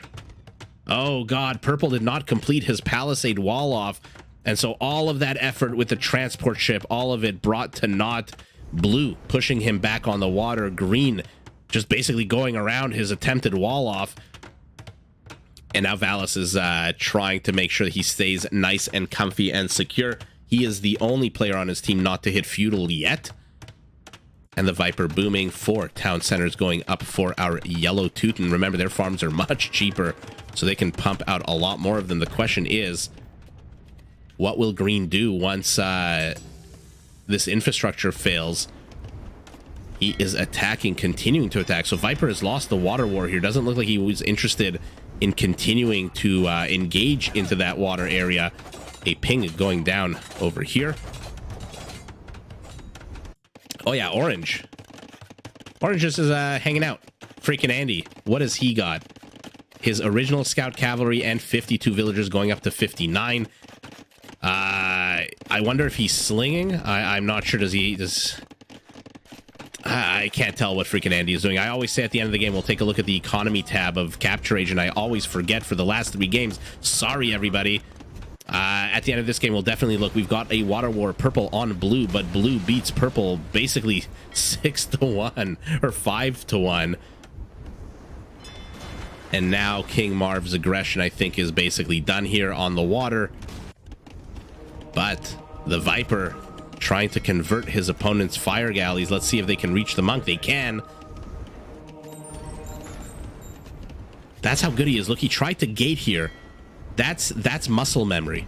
You know, when your monk comes under attack from a land-based army or a land unit, the Viper is so good at walling off his own units to keep them safe. That is incredible muscle memory. If you saw for a very split second, he built a palisade gate here and then realized that he's fighting against the fire galley and deleted it. And now blue Ganji pushing up this narrow corridor. Managed to get a bit of infrastructure out here. What are we working with? A siege workshop, a stable, and a monastery. And now knights from him are out. Purple is in trouble. King Marv perhaps spent a few too many resources trying to take control of this little tiny lake here. Green pushing into the southwest, blue pushing into the southeast. How will King Marv react? Last game, he needed the Viper to come help him out. In this case, he's got T90, who's had all of this time to accumulate 4 camels, 2 Shravamshas, and a scout. One of the Shravamshas, though, pretty badly injured. We'll see how T90 plans on helping his opponent. For now, the Viper has taken control back of the water. And this one Shravamsha will make incredibly quick work, even though their attack is very weak. Not against feudal age archers. Those are even weaker. Where are you going, Mr. Camel? You are going to fight some blue knights. Okay, so Ganji's force has basically been nullified, although he does have 2 mangonels here in the front with 2 very safe and secure monks. We'll see. Okay, I was going to say, we'll see if he repairs this town center. For now, it is being shelled away at. Should go down in the next few volleys. Yeah, unfortunately for King Marv, does lose his second expansion. I mean, what a perfect placement here. It has the stone, the gold, the secondary, tertiary gold. An income of what? 3 light cav. They have to run away. They don't want to get converted in exchange for some mangonels, which they may or may not get. And blue continuing to push green. Okay.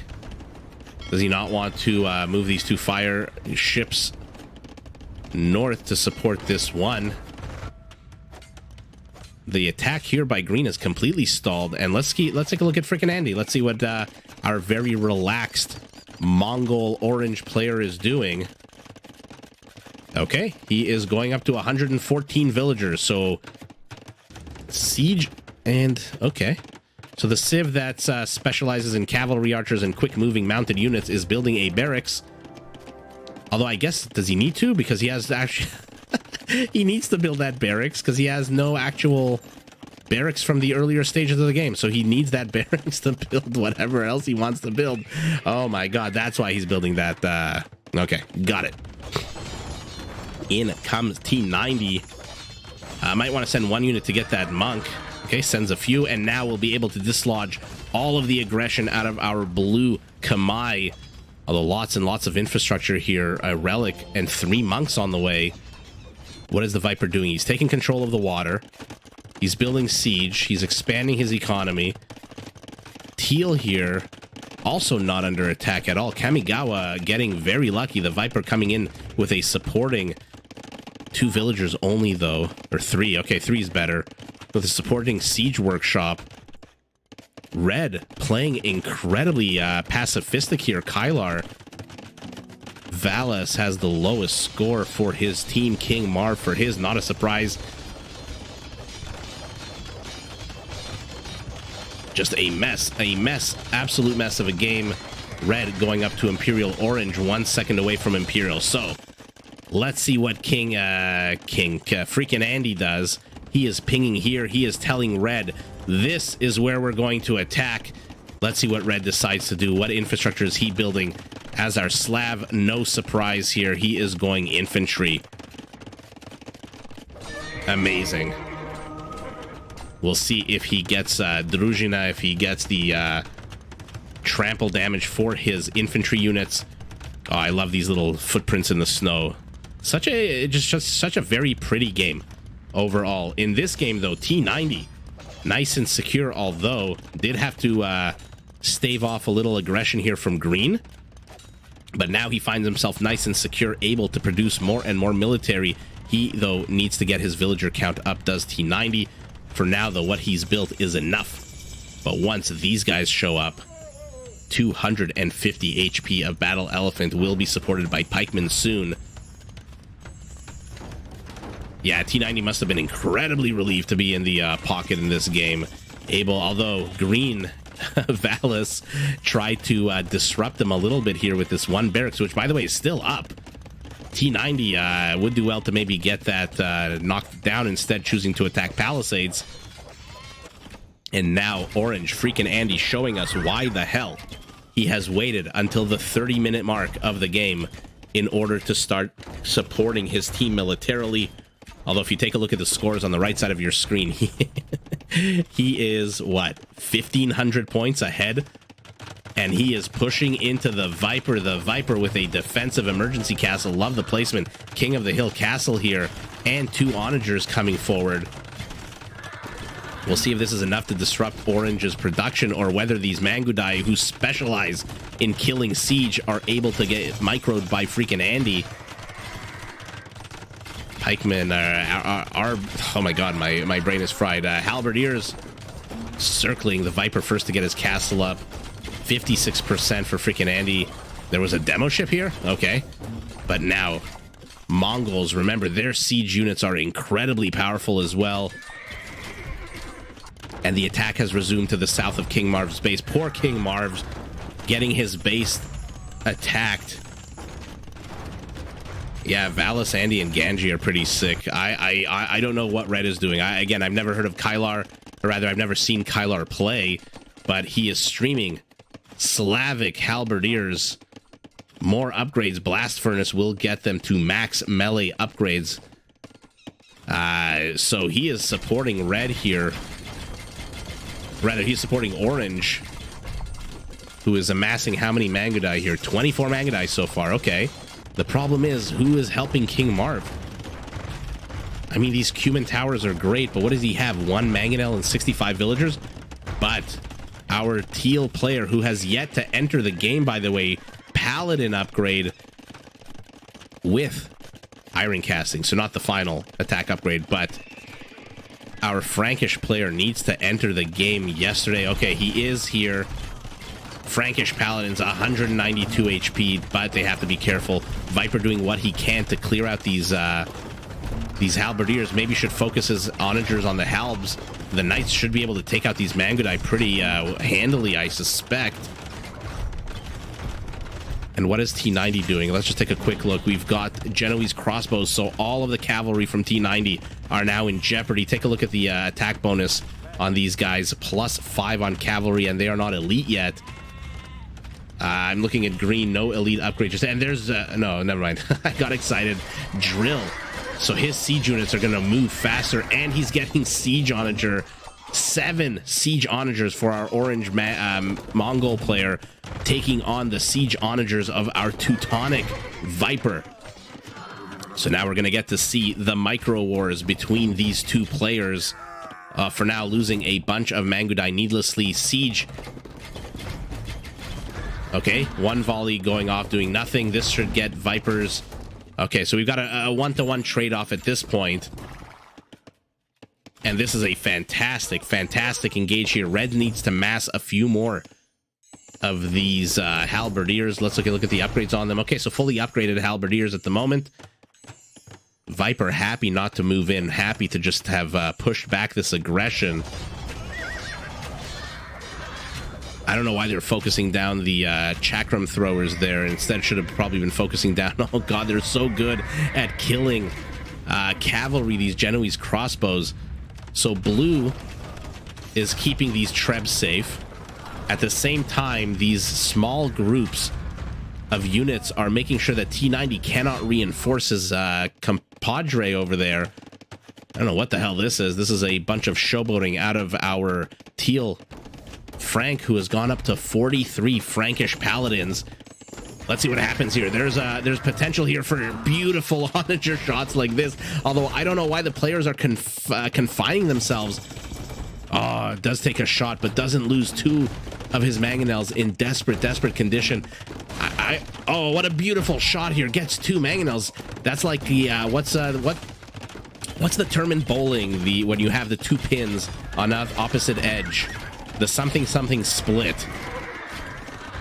Somebody in the chat must know this. Somebody must bowl. Somebody must have watched some movies or something. Is it the 1-9 split? I forget what it is, but that was what that shot was. Getting those 2 mangonels, or 2 onagers rather, at this point.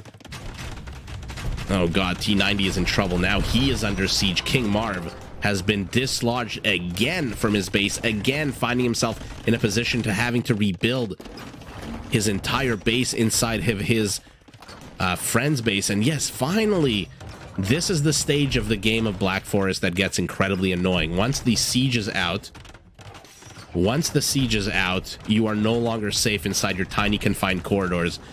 Back in the day, somebody would have, you know, torn down these and then slowly started making their way across the edge of the map into the back of their opponent's base. I guess in this game, everyone is so focused on the front. Let's see if there's anything here for King Marv that's worth looking at. No. So we basically got 3 areas of engagement. It certainly does seem like a GG Barat. We've got the Western Theater of War. We've got the Central Theater of War. Oh, God. Sorry, guys. I'm going to do something that I almost never do, but I have to see. We have to see that again. What the hell just happened here? Oh, God. Oh, God. They are so clumped. What an incredible move here. And, oh, freaking Andy for the freaking onager shots. My goodness. And now our Frankish player is also in trouble. Yeah. Freaking Andy, 61 Mango Die. Yeah, exactly. It's such a fast-paced game. Sometimes you forget to onager cut. Wow, what an incredibly fun game. That was a very, very surprisingly fun game. Genoese crossbow, are they elite yet? Yes, they are. So look at this attack bonus, 7 against cavalry. Nothing that our Gurjara player can do. T90 can put forth against this. Shravamsha, 1 Chakram, 2 bombard cannons trying, but my, what a beautiful shot here by freaking Andy. Kamigawa GG in the attack there, yeah. I mean, there were a few players who I think waited a good amount of time, let's put it like that, before entering the game. Kamigawa, definitely one of them. What did he end the game with? Only 12 paladins. Oh my goodness, what an absolutely fun game. So we've been streaming for about an hour and 40 minutes. I leave it up to you guys. Do you want to watch one more? Again, I don't know how long it's going to be. It might be, 20 minutes. It might be an hour and a half. Yeah, his onagers were absolutely devastating. Let's look at the kills on these. 32 kills. I mean, look at this. Frankish paladins. I mean, a good amount of Mangodai died as well, but ugh, what can you say but absolutely ugh to this disgusting hit here by freaking Andy. That was just absolutely game-changing. Once Kamigawa lost those paladins, I don't think his team really stood a chance. Not that I think it did. You've got blue entering the field here with the 320 HP. You're enjoying the content, you're down for one more. Okay, yeah, let's do one more then. I think this was the 4th one, right? With Kamigawa playing as the Franks. Okay, so let's move on to this one. We have Ganji, freaking Andy, Valis, Barles, T90, King Marv, Viper, Kamigawa. Oh my goodness. Take a look at this roster. Ganji, freaking Andy, Valis, and Barles. This is going to be very difficult. Yeah, he absolutely wrecked the Vipers. I still I want to find out what the name of that bowling term is when you have one pin on the left and one pin on the right, and with one strike or one throw of the ball, you actually hit both. I know it's called the something split. I have no clue who's balancing these teams out, but my goodness, do I feel bad for King Marv, T90, Kamigawa, and the Viper. In any event, let's see if the team descriptions still hold. Blue. No, I don't think they do. Blue, purple, green, and red are now at the top. Okay, so this has now become Team North. And this has now become, I believe, Team South. So for anyone joining, these are unranked ladder games. Teal, orange, black, and yellow. They are Team South. Yeah, so these are unranked games. I don't know who's choosing these teams. I don't know if the civ choices are random. I don't know what's going on, but so far it's been an incredible amount of fun. And let's take a look at who is playing T90 again in black as the Magyars, a super fun, super fast civ. Aztecs for Kamigawa. These are Gurjaras, you can tell, of course, with the 2 berries for the Viper. And teal with the Bengalis. Okay, I was going to say, so far the civs are pretty damn good, right? Magyars, Aztecs, Gurjaras, but the Bengalis thrown in there, big question mark. In any event, Ganji playing as the Tatars. Barles playing as the Huns, Valis as the Ethiopians, and freaking Andy as the Turks. I mean, tell me if you agree, but Tatars and Huns on a closed map like this, their potential might be wasted. Ethiopians, incredibly powerful civilization, no matter which way you slice it. Turks as well on a closed map like this. Although, take a look at our Turkish players base. Freaking Andy now, first of all, not in the pocket anymore. Not in the pocket at all. And take a look at how open his base is. He's got one avenue of attack into his base, a second avenue of attack into his base. Black is already, T90 is already snuck in a villager to the side of his opponent's base, building houses. So sneaky here by T90, who sees his opponent trying to wall off. I mean, this is an incredibly ballsy wall off by freaking Andy. He wants to get T90's berry bushes. I mean, come on, this is so crazy. This is a very aggressive, but if this wall off doesn't complete, and it looks like it won't, freaking Andy might be in freaking trouble here. I mean, where do you wall? I'm going to zoom out. Tell me where you would wall off here. Maybe the south of the lake and then this way? But then you're basically confined. You've given up all of this space. Or do you treat this as an open map? I mean, T90 obviously wants to wall it off here. He wants his berries. He wants his stone. But he is giving control of this big old juicy piece of land here to his opponent. Yeah, T90 is going to have to work overtime here, I think. With the Magyars, he's going to have to rush up. Although one of the cool features about the Magyars, remember, when they meet, what wild animal are we working with today? A snow leopard just takes one hit, and that snow leopard dies. A very underrated, underappreciated feature of a Civ, by the way. If you've ever played, and I'm assuming the people watching this have played, and you're out on the map, and the last thing you want to do is encounter a wild attacking animal, not only does it damage your villager, but all the time you need to actually attack it and kill it. Ugh, it's so annoying. Ganji pinging these 3 wild boars here. Not rhinos, no extra 60 food, only 300 food on these guys. And the battle for the walling off continues here. Villagers attacking each other. T90 has to retreat, though. The question is he going to sneak in a villager? He has snuck in a villager. Is he going up? Is he close to going up at all? No, 15 villagers.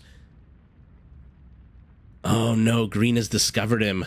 Oh, no, not yet. I forgot this is Dark Age Scout. Okay, Green now discovers him. T90 has to run away. Green immediately pings this part of the map, immediately leaves his scout cav. Oh, T90, with 1 or 2 flicks of that sword, should be able to get that scout, but now he's jeopardized his spy villager. We'll call him the spy villager, who is running home or trying to run home.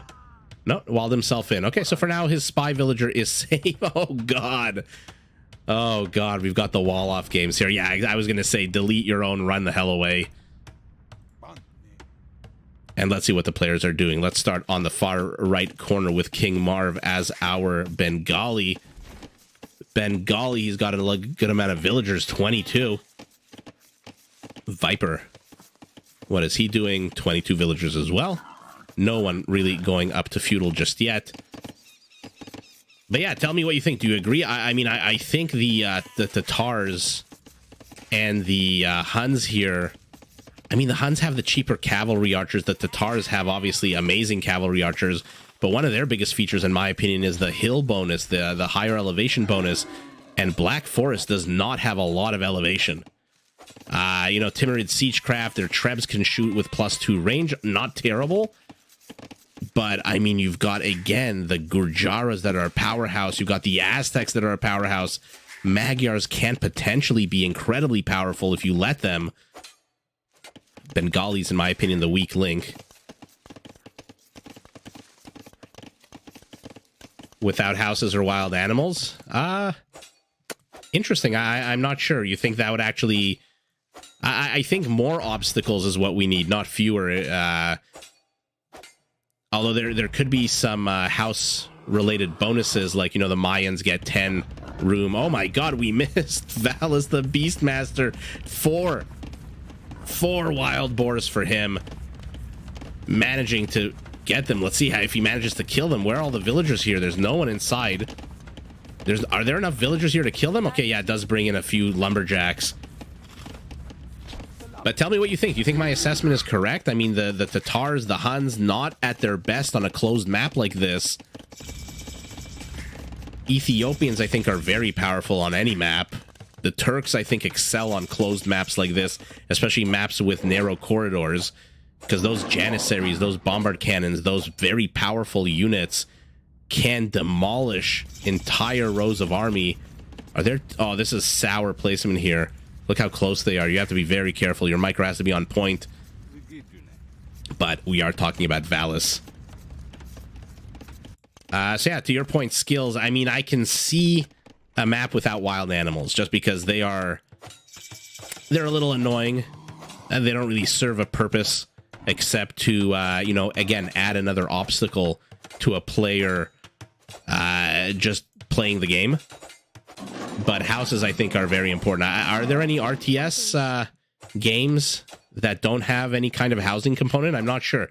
I grew up watching playing Age of Empires and StarCraft, Warcraft, and all of those had houses. So my opinion is obviously a bit biased. But if you know of any RTS that doesn't have, you know, a population function, I'm happy to look into that. It is an interesting concept. Oh god, T90 on the aggressive here. And freaking Andy, we'll see what he does now that there's an actual combatant in his face. He cannot hang back until the 36-minute mark of the game and then explode with amazing Mongol siege and Mangudai. He is being put on the spot as the Turks. We'll see what he can do with it. For now, going up to 33 villagers. And finally, we've got 3 players on both teams going up to... No, right as I say that, yeah, sorry, 2 players going up to castle and 3 on the Vipers team. So the Vipers team, all of them are in feudal. Freaking Andy is continuing to produce. He is still in Dark Age. He's got 34 villagers producing 35. He's got just almost enough food to be able to go up to feudal, which he now immediately clicks up. So yeah, T90 has not gotten lucky. I mean, it's not his... I shouldn't say it's not his fault. I mean, obviously, you play the game, you're responsible for your actions, good or bad, but he just was completely unsupported by his teammates. I mean, his teammates in 2 games, I think, basically left him to die. And in the 3rd game, or rather the game we just saw now, he was the one supporting his teammate, but his opponent had the perfect answer to him. Every one of his mounted units was completely negated by those Genoese crossbowmen, so very hard time for him. But yeah, so far, not having the good luck of the draw here has T90, the Viper as well, by the way, since they've been on the same team every single game we've watched so far. The Viper expanding 3 Castle Age players to 1. I mean, Barles, Valis, Ganji, freaking Andy. I mean, we had big hopes for you guys. And now a bunch of Scout Cav are inside freaking Andy's base. He is 10 seconds away from feudal. Oh, man. He waited a long, long time. Although now take a look. He's got 100. He's 100 foot away from going up to castle. That's exactly what the whole point of that was. He's managed to somehow, amongst all of this, complete his wall off here to the south. So now T90's units, his structure's completely isolated more and more. Now we've got a siege elephant. I keep saying siege elephant. It's an armored elephant. Oh, surround. Get the F out of our village, say these Turkish villagers. Although turn around at the wrong time, and T90 Scout does bite the dust, but he is raiding here to the north. He is trying to take Valis's villagers out. Does manage to get 3 of them. 10 kills total on these guys, but Ethiopians, remember, they get the pikeman upgrade for free. So as soon as he gets to castle, he's in castle already, but the second that barracks finishes, he's going to be able to produce a pikeman. T90 moving in even more, but freaking Andy expending a bunch of resources here to replenish his villager count and 2 scouts. That's really not what you want to spend your food on when you are in feudal and literally no one else but T90 is. Oh, actually, yeah, I just noticed that T90 is also in feudal.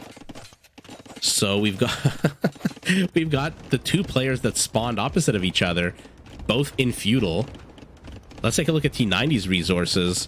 Oh, he's got nothing. He's barely got any food. Freaking Andy, 650 gold, 400 food. Green pinging, showing his friends that he is about to drop a castle here, but a Magyar tower might have something to say about that. Okay. Decides to disengage and go after a villager here. Okay, deletes the castle, saves the stone, and builds a castle further back. Does T90 have enough stone to build another castle? He has another town. Oh my god, another tower. No, he does not. And finally, freaking Andy is up to castle age. What is the Viper doing? Let's see what he's got up his sleeve. We've got a stable. Yeah, Andy needs to go up like yesterday. And he is. So the Viper sitting on his camel rider. 2 Shravamshas somewhere in the back of Blue's base. Ganji is being surrounded, but unlike T90, his teammate is already here. He's got 2 archery ranges, a monastery, and barrels with the teething of his partner's lake. This castle does go up. Ethiopian castle. Shotel warriors. My god, do they produce fast. And my god, do they hit hard. Take a look at their attack. Base of 16. Speed of 1.2. What is circling around the back of Andy's base? T90, where are you? Where are your resources? No food. He is in trouble. T90 is put on a lot of aggression, but was not able to stop Andy from going up to castle. Andy now circling. Remember, the second he hits castle age in 40 seconds, these automatically upgrade to light cavalry because that's one of the cool features of the Turks.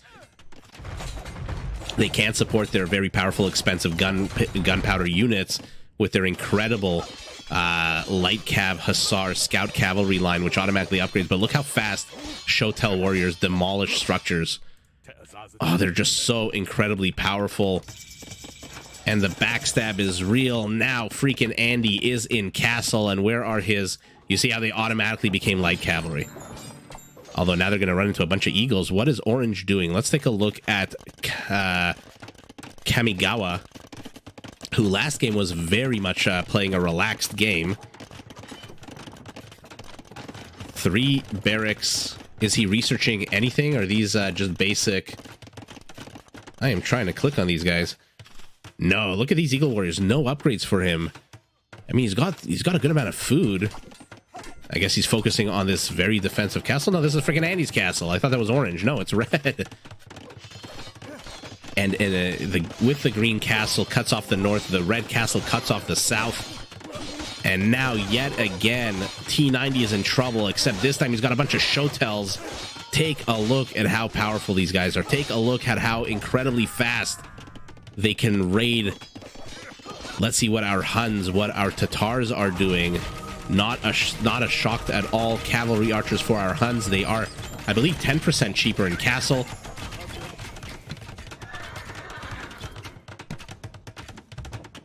Okay, Viper plopping down a castle of his own. So, yellow and teal doing a good job here, keeping the battle confined to the center, not exactly pushing in, not exactly being pushed out. But T90 with the infrastructure here, still in feudal age, does have the finally... Oh no, that's not him, that's Kamigawa. T90 completely broke. He has no resources. He's got one town set...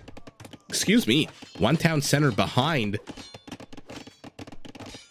a palisade gate. That is going to last exactly 0.5 seconds against these guys.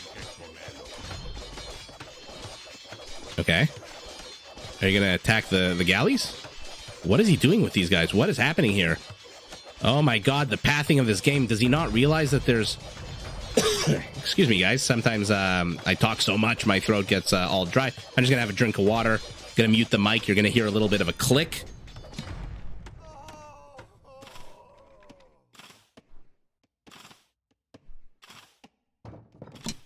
And we're back. At least I'm back with the microphone. Oh, you did not want to hear me cough. Yeah, poor T90 doomed again. I feel terrible. I did not choose these games for any particular reason. T90, though, where the hell is Kamigawa? Probably the worst person on this team to have as your partner to the side. He is protecting himself. Oh, my goodness. He already has a wall. He's building a secondary wall, making zero effort to help his beleaguered teammate, who is now moving forward with 4 feudal age archers at the 28-minute mark of the game. T90 must be laughing, must be having so much fun. I mean, at this point, what can you do but have some fun? You know that you're so far behind. Take a look at the score. Okay, he's managed to get a good amount of pickoffs here. 10 kills for these feudal age archers. But what the hell are you doing with your showtells? Valis, turn these guys around. You're not going to demolish a wall. Okay, continuing to pump them in. Does he have royal heirs? That is a feature that basically makes these showtells train in 4 freaking seconds. You see, the problem for Team South is they are not making any progress here. And so while this was good to hold the center line and not give in or not push out for a while, now excuse me, now that your opponent is basically dead, or rather your teammate is basically dead. Oh god, Janissary's coming out. D90 is in serious trouble. Yeah, Red has just completely made his base his own. But now that your team is under attack to the south and your opponents have breached, you need to get some work done here to the north. You need to do something. 1 trebuchet is not enough.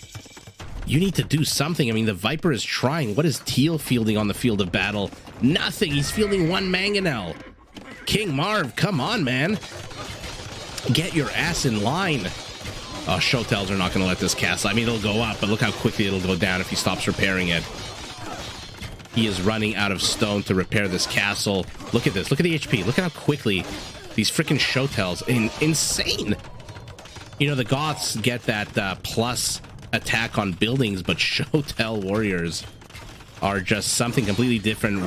Does movement command underneath the town center so they can all engage in some synchronized blading, double fisting their scythes. And now he's going to do the same thing to this orange town center, no doubt. Look at the HP. I mean, come on. 500 HP every single swipe of those double swords. T90 doing what he can, retreating back with these archers that have no kills. Controlling the center, getting a bit of food, but he's stuck on 23 villagers. His involvement in this game is literally over. I don't know why Red is even hesitating for a second to rush into here with the Janissaries, with the Mangonel, with the light cab, body block the villagers. Not enough damage being done here by Yellow and Teal. First of all, Teal is asleep at the wheel, I think. King Marv needs to build more army, and now we've got showtells against Shrivamshas. Showtells are incredibly strong, but their HP is absolutely dog shit. I'm trying to click on them. 45 HP, but Shrivamsha's not designed to take on melee units like this. Oh, what a beautiful animation of them spreading out, attacking everywhere they can. These Shrivamshas are meant to attack archer units that generally have very weak attacks, very low HP. They are not meant to deal with a swarm of 18 attack showtell warriors. And now even more coming in. Oh god, Viper is gone, Kamigawa is gone, and Team North. I mean, we knew this in the beginning. This was going to be an incredibly difficult game for Team South to win. You had, oh, freaking Andy as the Turks. You had Valis as Ethiopians. You had Barles as Huns. And you had Ganji as Tatars. Again, Huns and Tatars, I think, in my opinion, not the optimal civs in a closed map like this, especially when one of your opponents is going Gurjaras. Why is it not highlighting this one? Okay, this one's dead, actually. Okay. Viper using the Gurjaras to the best of his abilities. Unfortunately for him, his teammate literally had 1 Mangonel the entire game with 0 kills on it. I think, was he AFK? Or was he... Let's actually look. Let's see if this... if CapTrade shows us... trade tribute sent received 000. So nobody was slinging nobody. Maybe it's under society. No trade. Fishing ships 29. No wonders, of course. Excuse me. Excuse me. This is very interesting to me, that there is literally zero tribute sent, given, whatever. Yeah, Marv literally built nothing. I thought maybe, just maybe, he was slinging the Viper, and that's why the Viper could get out 38 Shrevamshas, 2 Trebs. Although if he was slinging the Viper would probably have 8 Trebs and about 100 Shrevamshas, so who's kidding who? Viper completely unassisted here by his friend. Same goes for T90, who did his best with a sneaky, cheeky little side spy here in the beginning of the game, who somehow still managed to build this infrastructure. So massive kudos to T90, who also teefed the water, managed to build infrastructure everywhere. This is a good lesson for us. When I first started this game, I would have been very uncomfortable with a base like this. A little bit of infrastructure here, a little bit of infrastructure here, a little bit of infrastructure here, a little bit here. But you have to get used to a decentralized base if you're going to play on these kind of high elo building games. And my goodness, the Viper here with the only score even remotely close to Barles and Valis. But yeah, Orange, last game he was also a little bit late to the party with his Paladins. This time, he doesn't have a single unit. I guess that they must have all been killed. How many resources he's got? He's got 1,000, 1,200 gold, 1,600 wood. Build archers, build something. In any event, it is what it is. Yeah, I apologize to T90 if somehow by luck or by whatever he manages to see this live stream. My sincerest apologies. I did not pick these games for any specific reason. And yeah, he did not do well in today's games. I feel terrible. I'm laughing out of discomfort. It's just, oh God. Again, I picked a bunch of random games, the first ones I could get my hands on. I don't know when the next patch is coming out. They promised it 2 weeks ago. Then they promised it a week ago. Now they're promising it this week. So I'm just trying to get as many games as I can before, the version changes and I can no longer cast older games. But for now, wow, what a fun. Thanks, everyone, for joining me. It's been 2 hours. It feels like it's been 5 minutes. But yeah, T90, I promise, if you do hear about this live stream, if you do watch this live stream, or if any somehow, somewhere, oh, he built a town center here in the back of his friend's base. In any event, these games were unintentional. By the way, apologies also to the Viper. I think he's lost every single game too. And yeah, thanks everyone for joining. Remember, hit that like button, subscribe, enable notifications. I am getting very, very close to 1,000 subscribers, which is incredibly cool. I am deeply humbled and thankful to all of you. And once I reach that 1,000 threshold, we'll see. I'm going to start pumping out some cool content. And not that I'm not pumping out cool content now, but we'll start doing more lives. My goal is, if my voice can handle it, if I can stay hydrated enough, because I'm somebody who likes to walk around in shorts all day in Canada. And if you've ever been to Canada, you know that this is not a country in the winter where people can usually walk around in shorts. And so I have my heater blasting all the time, and that just dries out the air, dries out my voice. That's why sometimes I'll cast the game and you'll hear me, either my nose will be clogged or whatever. In any event, my goal once in the next week or so is to start live streaming basically every day, and to do one of these things where we'll go here to AOE2 Rex, and then you guys will just pick a game and we'll start watching it. These are pretty good Elos. 2300, 2300, 22. These are Deeker is a good. Varvarus is actually a fantastic player from Argentina. I guess he's streaming on Twitch as well. Lots of Argentinian players on right now. Very interesting. So we'll just start live casting the games that you guys want, or the games that I want. Doesn't really matter. But the point is, we'll just start watching games live. Nikov went live. ACCM is live as well. So he's, I don't see him right now in any of the lobbies, but yeah. Thanks everyone for joining. more content on the way, more live streams on the way, and we'll see each other very, very soon, I hope. Thanks. Good night, good morning, good afternoon, wherever you are, and I'll see you guys very soon.